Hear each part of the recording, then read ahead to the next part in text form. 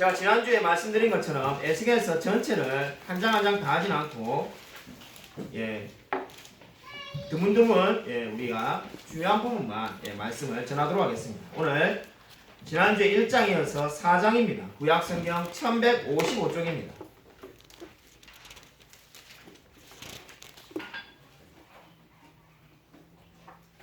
구약성경 1155쪽 에스겔 4장 1절부터 끝절까지를 제가 한 절, 성도님들이 한 절 교독하도록 하겠습니다.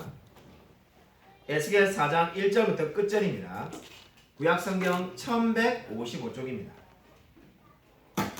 너 인자야 톡판을 가져다가 그것을 내 앞에 놓고 한 성읍 곧 예루살렘을 그 위에 그리고 그 성읍을 예루살렘 그것을 향하여 사다리를 세우고 그것을 향하여 흙으로 언덕을 쌓고 그것을 향하여 진을 치고 그것을 향하여 공성들을 둘러 세우고 또 철판을 가져다가 너와 성읍 사이에 두어 철벽을 삼고 성을 보유하는 것처럼 에워싸라. 이것이 이스라엘 족속에게 징조가 되리라. 너는 또 왼쪽으로 누워 이스라엘 족속의 제약을 짊어지되 내가 눕는 날수대로 그 제약을 감당할지라. 내가 그들의 범죄한 횟수대로 내가 날수를 정하였나니 곧 390일이니라. 너는 이렇게 이스라엘 족속의 제약을 담당하고 그 수가 작거든 너는 오른쪽으로 누워 유다 족속의 제약을 감당하라. 내가 내게 40일로 정하였나니 하루가 1년이니라. 너는 또 얼굴을 에워싸인 예루살렘 쪽으로 향하고 팔을 걷어 올리고 예언하라. 내가 줄로 너를 동이리니 내가 에워싼 날이 끝나기까지 몸을 이리저리 돌리지 못하리라. 너는 밀과 보리와 콩과 팥과 조와 기리를 가져다가 한 그릇에 담고 너를 위하여 떡을 만들어 내가 옆으로 눕는 날수 곧 390일 동안 먹되 너는 음식물을 달아서 하루 20세씩 때를 따라 먹고 물도 6분의 1인씩 되어서 때를 따라 마시라. 너는 그것을 보리떡처럼 만들어 먹되 그들의 목전에서 인분불을 피워 구울지니라. 또 여호와께서 이르시되 내가 여러 나라로 쫓아내어 흩어버릴 이스라엘 자손이 거기서 이같이 부정한 떡을 먹으리라 하시기로 내가 말하되 아하 주 여호와여 나는 영혼을 더럽히는 일이 없었나이다. 어려서부터 지금까지 스스로 죽은 것이나 짐승에게 찍힌 것을 먹지 아니하였고 가증한 고기를 입에 넣지 아니하였나이다. 여호와께서 내게 이르시되 보라 새똥으로 인분을 대신하기를 허락하노니 너는 그것으로 떡을 구울지니라.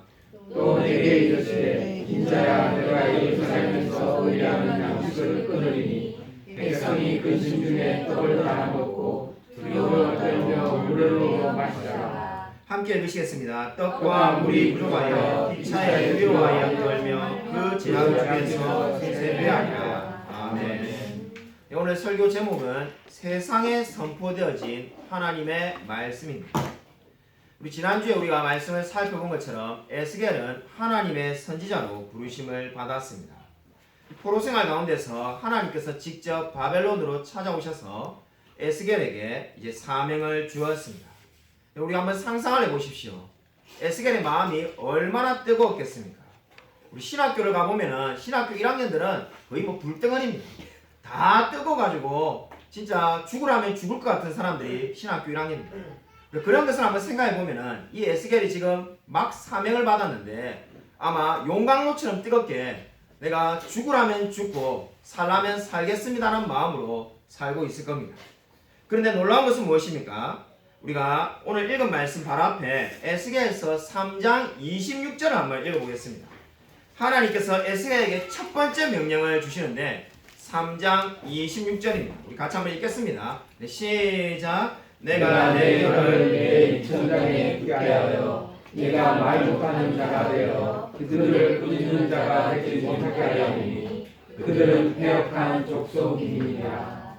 우리가 방금 제가 말씀을 드린 것처럼 에스겔이 막 사명을 받아서 이제 가슴이 뜨거워져 있는데 하나님께서 첫 번째 명령을 내리십니다. 저 땅끝에 가서 복음을 전해라. 그래도 아마 에스겔은 갈 거고 너의 고향 예루살렘에 가서 거기서 뼈를 묻고 죽으라고 해도 에스겔이 갈 겁니다. 근데 하나님의 명령이 뭡니까? 놀랍게도 너를 혀를 천장에 붙게 만들어서 한마디로 말해서 뭡니까? 말 못하는 자, 벙어리가 되게 하게 하시겠다는 겁니다. 이렇게 황당한 명령이 어디 있습니까? 아니 요즘 말로 하면 신학교에 왔는데 너는 이제 설교를 하지 말라 이렇게 말을 하는 겁니다. 아니 정말로 하나님이 선지자로 사명했다 불렀으면은 온 세상에 돌아다니며 말씀을 전하게 하지 벙어리로 만들어버리면은 어떻게 복음을 전하는가? 아마 이런 의문이 안 들래야 안 될 수가 없습니다. 근데 하나님께서는 지금 에스겔에게 그렇게 명령하시는 겁니다. 말씀을 전하는 자가 말을 못하는 괴로움, 그 괴로움을 하나님께서 에스겔에게 첫 사명으로 주신 겁니다. 설교자가 설교를 하지 못할 때 얼마나 괴롭겠습니까? 이는 모든 목사님들이 설교를 못할 때 너무나 마음이 괴롭다라고 다 이구동성으로 말을 합니다. 목사는 목회를 못해도 뭐 그렇게 괴로운 게 많지 않습니다. 뭐 한 명이 계시든 1000명이 있든 다 똑같이 말씀할 수 있습니다. 그런데 설교를 못하는 것은 너무나 괴롭습니다. 근데 지금 에스겔에게 바로 그렇게 명령하고 있는 겁니다. 그러면 이제 우리가 어떤 생각이 듭니까? 그럼 에스겔은 아무런 사역이 없이 그냥 벙어리로 가만히 집에만 앉아 있었는가? 그렇지가 않습니다. 오늘 우리가 읽은 이 4장은 에스겔이 이제 벙어리가 되었는데 이 벙어리가 된 상태에서 하나님이 행동으로 예언하시는 그 말씀을 주셨다는 것을 보여주고 있습니다. 우리가 이 4장을 보기 앞서서 에스겔이 얼마 동안 벙어리가 되었는가? 에스겔 33장 22절을 보면은 찾지는 않겠습니다. 여호와의 손이 내게 임하여 내 입을 여시더니라고 말합니다. 그러니까 에스겔 33장 22절까지 에스겔 3장 26절부터 무려 7년간이나 이제 벙어리로 살아가게 됩니다. 근데 첫 번째 사역이 이제 뭡니까? 이 첫 사역을 하나님께서 4장에서 주시는데 이 사역이 행동을 통해서 말씀을 전하는 겁니다. 4장 1절부터는 3절을 보시면은 에스겔에게 하나님이 흙벽돌로 예루살렘의 모습을 그리라고 말씀하고 있습니다. 크기가 대략 30cm 곱하기 30cm입니다. 그만큼의 크기를 가지고 예루살렘의 그림을 그리는데 거기에 그림에 예루살렘을 공격하는 무기를 그리라고 말씀을 하십니다. 그래서 거기에다가 공격용 사다리 그리고 성벽을 허무는 망치 이런 것들을 지금 에스겔이 다 그려놓았습니다. 중요한 것은 이 그림과 에스겔 사이에 철판을 하나 갖다 두는 겁니다.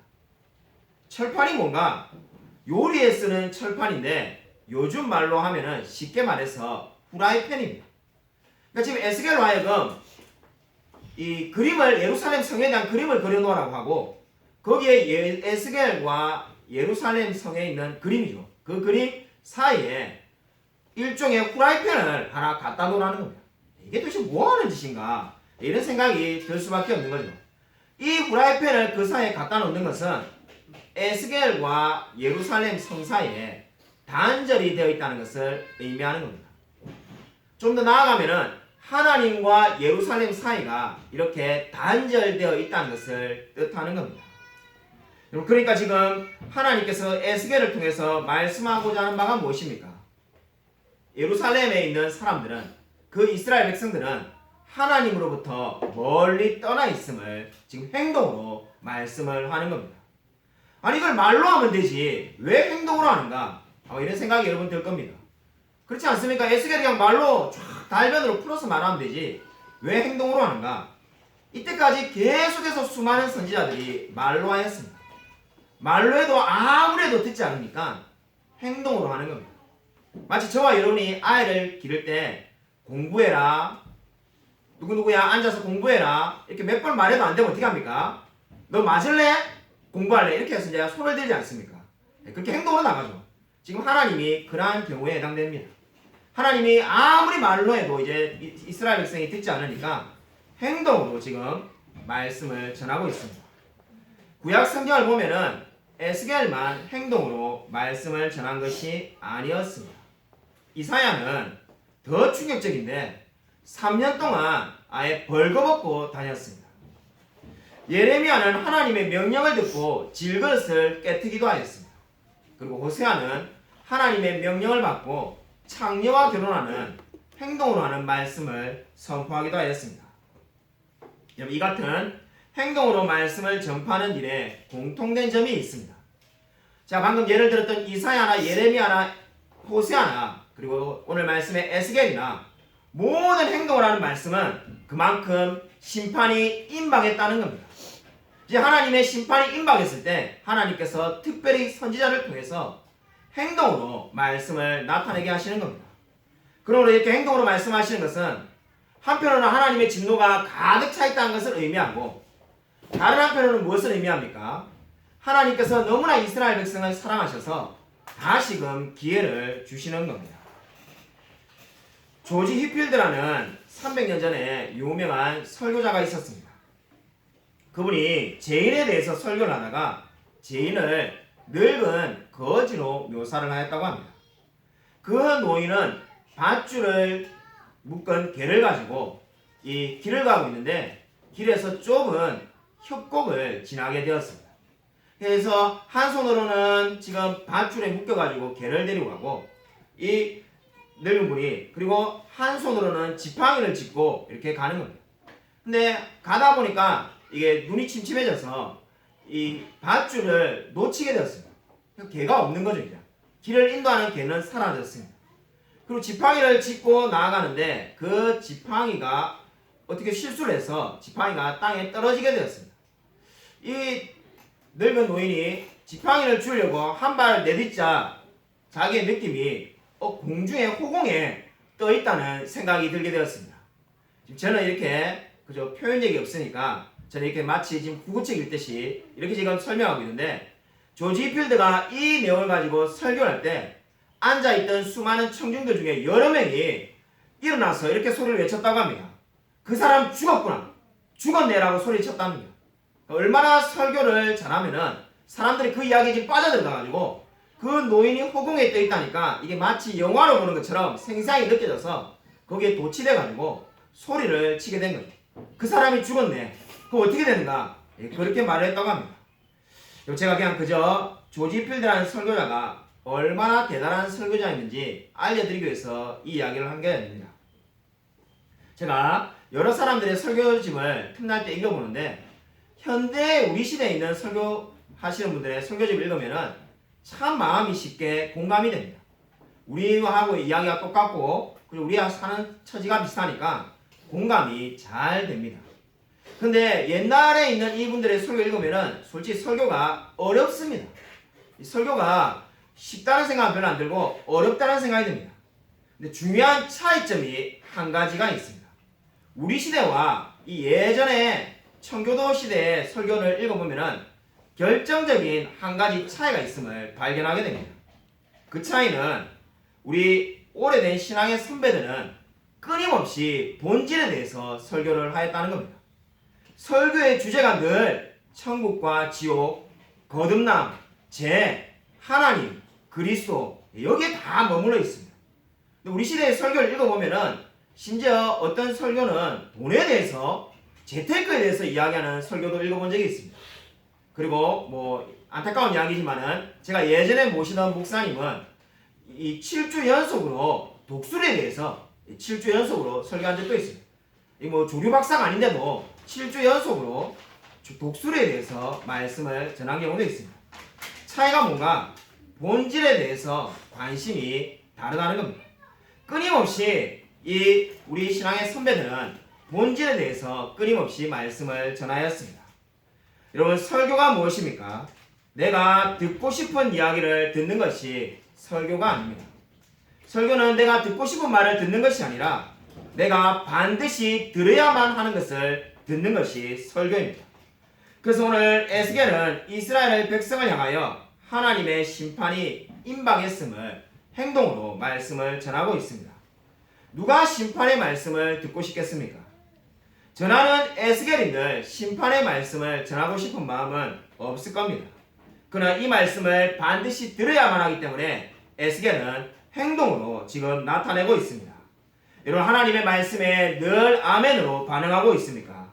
내가 듣고 싶은 말만 듣습니까? 아니면 내가 듣기 싫은 말조차도 아멘으로 하며 감사히 받고 살아가고 있습니까?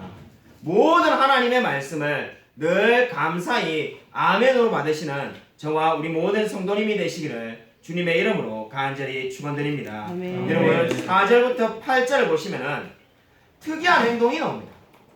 지금 우리 앞에 살펴본 예루살렘을 그림으로 그리고 그 에스겔과 그림 사이에 후라이팬을 갖다 놓는 것도 특이한데 더 특이한 이제 행동이 있습니다. 에스겔이 이제 어떻게 합니까? 4절부터 8절 보면은 왼쪽으로 390일간 누워 있으라고 합니다.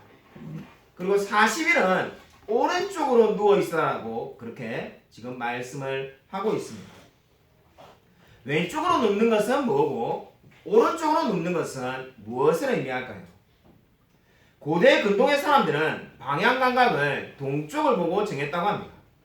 그러니까 동쪽을 바라보는 상태에서 왼쪽으로 눕는다는 것은 머리가 북쪽을 향한다는 겁니다. 그러니까 지금 북쪽을 머리가 가리키게 되는 거죠.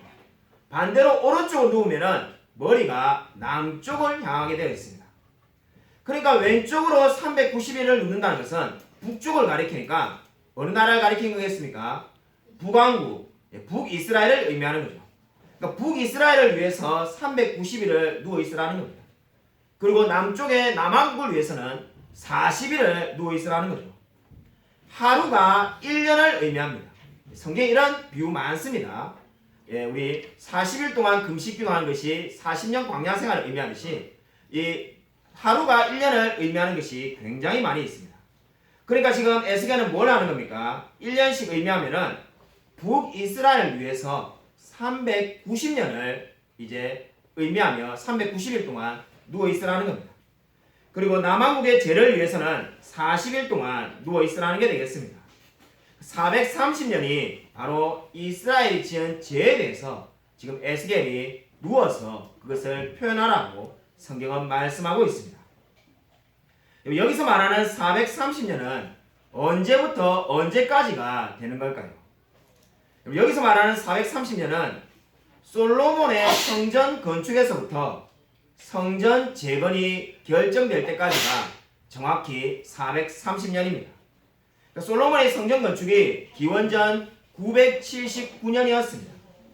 그리고 성전이 파괴되고 난 다음에 다시 재건하기로 결정되는 것이 기원전 539년이었습니다. 그러니까 이 기간이 정확하게 430년이 되는 겁니다. 이 430년 너무나 엄청나게 긴 시간이지 않습니까? 하나님은 이 긴 시간 동안 이스라엘이 돌아오기를 기다렸습니다. 하나님은 이스라엘이 돌아오기를 기다리고 계시고 지금도 저와 여러분이 하나님께로 돌아오기를 기다리고 계십니다. 여러분 다니엘서 9장 8절에 이런 말씀이 있습니다.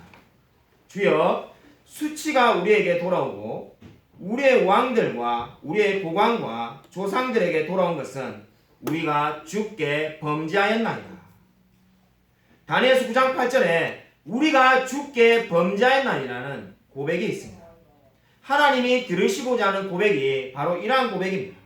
에스겔이 이렇게 수많은 행동을 통해서 말씀을 전하는 것을 통해서 하나님은 우리가 주께 범죄하였나이라는 그 고백을 듣고자 하고 계십니다. 그 기다린 시간이 얼마만큼이라는 겁니까? 430년이라는 겁니다. 이스라엘에게는 이 430년이 너무나 긴 고통의 시간이었겠지만은 하나님께서는 기다림의 시간이었습니다. 미국의 링컨 대통령이 남북 전쟁을 승리로 이끈 이후에 이런 말을 하였다고 합니다. 우리는 지금까지 우리를 지켜주신 은혜로운 손길에 대해 완전히 잊어버리고 있었습니다. 아직까지 성공의 감격에 도취한 나머지 너무도 자신만만해져서 우리를 구속하시고 생명을 보존하시는 은총을 깨닫지 못했고 몹시 교만에 빠져 창조주이신 하나님께 기도하는 일을 잊었습니다. 여러분 링컨이 한 이 고백에 주목해 보십시오. 흔히 전쟁에서 승리했으면 뭐라고 말할 것 같습니까? 우리가 대단했다. 우리가 하나로 뭉쳐서 전쟁에 이겼다. 또는 하나님이 우리를 도우셨다. 이렇게 고백할 것 같은데 링컨은 한마디로 우리가 하나님의 은총을 잊어버렸고 우리가 하나님께 기도하는 일을 잊어버렸습니다. 우리가 죄인입니다라고 회개를 하였다고 합니다. 이 이야기를 보면은 링컨이 얼마나 신앙이 훌륭한 사람인지를 볼 수가 있습니다. 여러분 이 비슷한 고백이 우리 한국에도 있었습니다. 한국에 한국 전쟁이 끝난 이후에 우리가 전쟁에서 이제 끝났다라고 그냥 도취되어 살았던 것이 아니라 부산에 고신고단을 중심으로 회개 운동이 일어났습니다. 그때 많은 그리스도인들이 우리가 하나님을 온전히 의지하지 못하였습니다라고 회개하기 시작하였습니다. 우리가 이렇게 전쟁에서 이제 다행히 살아남았는데 휴전이 되었는데 그냥 감사한 걸로 끝난 것이 아니라 이 모든 상황을 생각해 보니까 우리가 죄를 지었습니다라고 고백하며 회개하였다고 합니다. 여러분, 저와 여러분이 왜 회개해야만 합니까? 우리가 이미 예수 믿고 천국 갈 사람이지 않습니까? 근데 우리가 회개하며 날마다 주님께 더 가까이 나아가야 하는 이유가 어디에 있습니까? 오래전에 우리의 신앙의 선배 중에 한 분인 누군가가 이런 말을 했습니다. 교회가 충분히 회개하기 전까지는 결코 대규모의 부흥은 일어나지 않을 것입니다.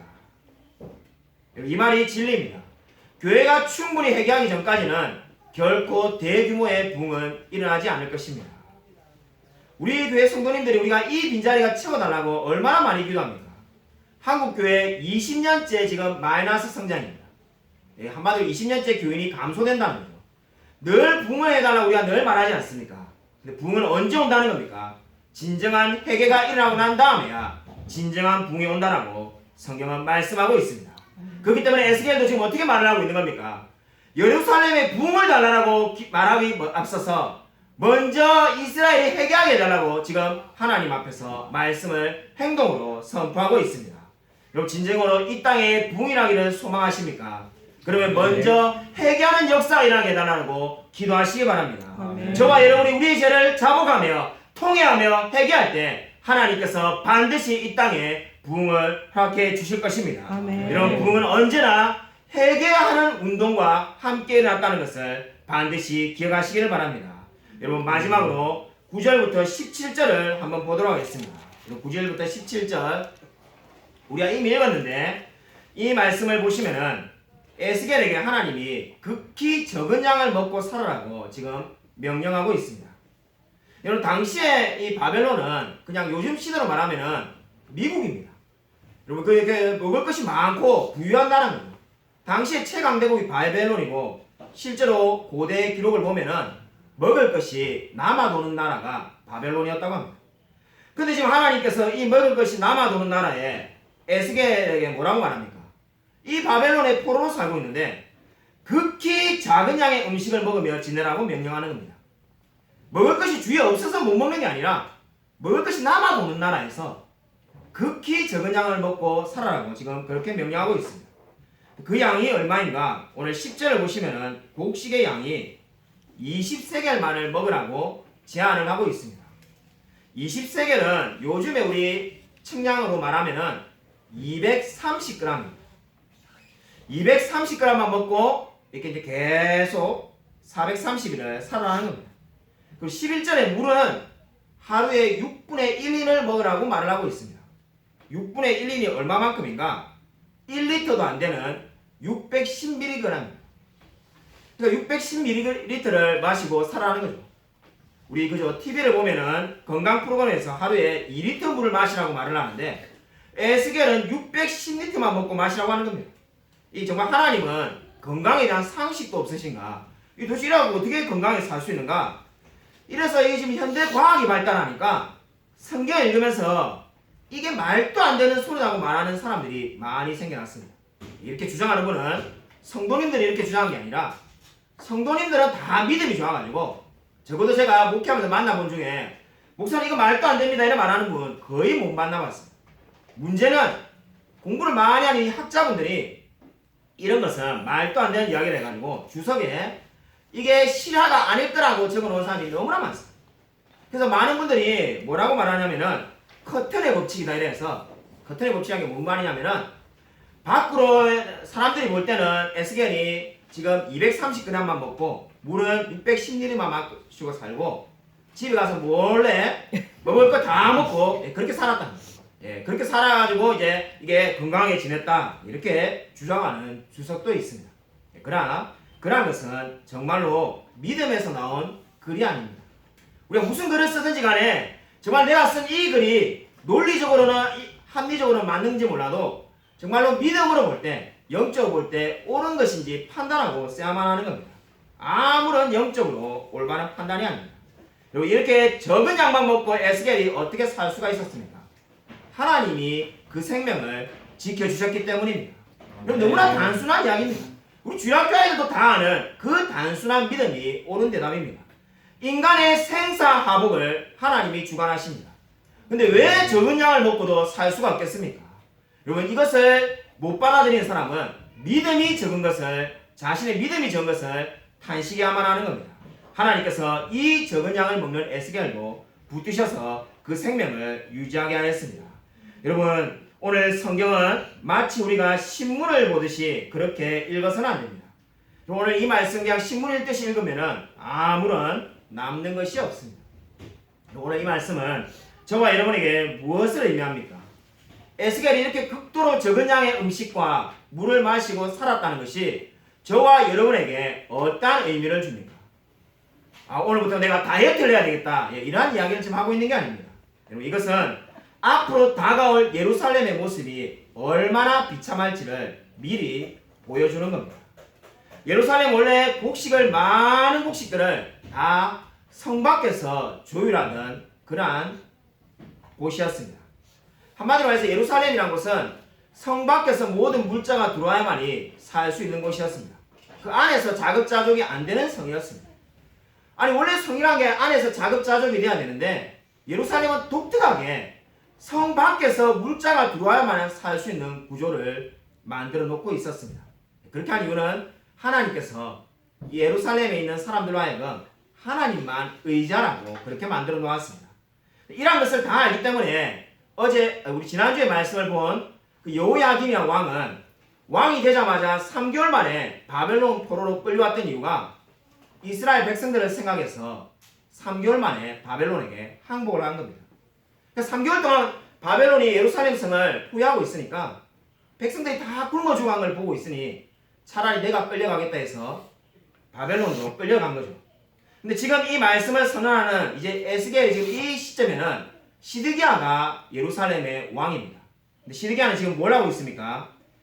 예루살렘 성을 지금 역시나 또 바벨론이 포위하고 있는데 2년간 버텼습니다. 그럼 한번 상상해 보십시오. 성 밖에서 물자가 들어와야 사는 곳인데 지금 예를 들어 우리 이 항남을 누군가 포위해가지고, 군인들이 포위해가지고 우리가 이제 2년 동안 농사도 못 짓고 아무것도 먹을 것도 없는데 2년간 포위되고 산다고 생각해 보십시오. 어떤 일이 벌어지겠습니까? 그러니까 예레미야 19장 9절에서 그 당시의 상황을 말씀하는 것처럼 사람을 잡아먹는 지경에 이르게 된 겁니다. 2년 동안 도저히 먹을 게 없으니까 자기의 자식을 잡아먹고 남의 자녀를 잡아먹는 일이 그 당시에 벌어지게 된 겁니다. 그래서 지금 하나님은 어떻게 말합니까? 이스라엘 백성들 하여금 돌아오라라고 지금 그렇게 말씀하고 있습니다.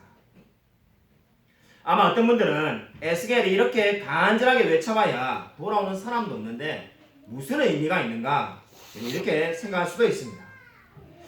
실제로 그와 비슷한 고민들을 우리 선교사님들도 다 하고 계십니다. 제가 3년 전에 처음으로 중국에 가서 신천에 말씀을 전할 때 한 선교사님을 만났습니다. 그분은 특이한 경력을 가지고 계셨는데 일본에서 10년간 사역을 하시고, 일본의 오사카에서 10년을 사역하시고, 중국 신천에서 10년간 사역을 하였습니다. 놀랍게도 똑같은 분이 똑같은 열정을 가지고 10년간 사역을 중국과 일본에서 했는데 일본에서 10년간 복음을 전해서 딱 한 사람만 예수를 믿었다고 합니다. 근데 중국에 오니까는 온 그날부터 교회 간판을 달기도 전에 이미 성도님들이 와 계시고, 어떻게 소문을 들었는지 교회에 속 사람들이 늘어가지고 10년 동안 3,000명이 모이는 신천에서 두 번째로 큰 교회가 되었습니다. 똑같은 분이 복음을 전하는데 왜 일본에는 10년간 한 명이 예수를 믿고 왜 신천에서는 3,000명이 예수를 믿게 되었을까요? 아마 세상의 관점을 보면 일본의 사역은 실패이고 중국의 사역은 대성공이다라고 말할런지도 모릅니다. 그러나 그러한 관점은 성경이 말하는 바가 아닙니다. 여러분, 선교는 성경의 관점에서 볼 때 2차 목표에 불과합니다. 여러분, 다시 말하지만은 선교는 2차 목표입니다. 우리가 최우선 과제가 복음을 전하는 선교일 것 같은데 선교가 2차 목표라고 말해서 되겠는가? 아마 이렇게 의아해하는 분이 있을지도 모릅니다. 그러면 그리스도인의 1차 목표가 무엇입니까? 그리스도인의 1차 목표는 우리의 삶이 신실한 순종을 통해서 하나님께 영광을 돌리는 겁니다. 여러분 이 말을 꼭 기억하시기 바랍니다. 저와 여러분의 1차 목표는 신실한 순종을 통해서 하나님께 영광을 돌리는 겁니다. 여러분 제가 말한 방금 예를 든 선교사님의 삶을 통해서 다시 말한다면은 그 선교사님이 10년간 한 명을 전도했던 일본의 사역도 성공입니다. 그리고 중국의 사역 3,000명이 모인 중국의 사역도 성공입니다. 어떻게 그렇게 말할 수가 있습니까? 바로 그분이 어느 곳에 있었든 간에 늘 신실하게 하나님의 말씀에 순종하였기 때문입니다. 네, 그렇기 때문에 베드로가 3,000명을 하루에 해심시킨 그 사역도 훌륭한 사역이고 에스겔이 예수를 믿는 사람이 있든지 없든지 간에 하나님의 말씀을 듣든지 안 듣든지 간에 계속해서 행동으로 이 표현을 하며 말씀을 전하는 이 사역도 성공한 사역이라고 말할 수밖에 없습니다. 왜 그렇습니까? 그들은 동일하게 한결같이 신실하게 하나님의 말씀에 순종하였기 때문입니다. 그리고 어제 우리 김보라 선교사님과 카톡으로 한참을 이야기를 주고받았는데 우리 아마 이러한 관점을 가지지 않으면은 몇 년 지나면은 김보라 선교사님 사역 그만하자 이렇게 되는지도 모릅니다. 도대체 그 선교사님 몇 명 모았답니까? 한국 사람 숫자를 너무 좋아합니다. 만약에 그래서 숫자가 그 당시에 이제 앞으로 몇 년 뒤에 뭐 3명 모여있다 5명 모여있다 이러면은 아니 내가 아는 선교사님은 중국이나 러시아에 가가지고 2년 만에 3년 만에 500명씩 모으는데 우리가 그렇게 돈을 아껴가지고 후원했는데 고작 그 숫자가 모여있는가 우리가 이렇게 원망하는지도 모릅니다. 근데 그러한 생각들은 다 숫자가 제일 중요하다고 생각하는 잘못된 생각에서부터 비롯되는 겁니다. 오늘 성경 말씀은 저와 여러분의 무엇을 말하고 있습니까? 가장 중요한 것은 열매도 가장 중요한 첫 번째가 아니라 가장 중요한 첫 번째가 뭐라는 겁니까? 말씀에 온전히 순종하는 겁니다. 오늘 에스겔 이렇게 복음을 전할 때 수많은 사람이 하나님께 나왔다는 말은 없습니다. 그러나 에스겔은 그대로 말씀에 순종하며 하나님께 나아가며 살아가고 있습니다. 여러분 오늘 말씀을 보십시오. 왜 에스겔이 이렇게 극단적으로 적은 음식과 물만 먹고 사는 이유가 어디에 있습니까? 다르게 말한다면 구약 성경에 왜 하나님의 백성에게 기근이 끊이지 않을까요? 여러분 그런 생각 한번 안 해봤습니까? 이스라엘 백성이 아무리 형편없다 하더라도 바벨론 사람보다는 거룩한데 왜 바벨론은 물자가 풍요하게 있고 이스라엘 백성은 기근 가운데 살아야 되는가? 먹을 것이 없어서 사람을 먹어야 되는 지경까지 가야 합니다. 정말로 이스라엘 백성이 바벨론 사람보다 더 죄인인가?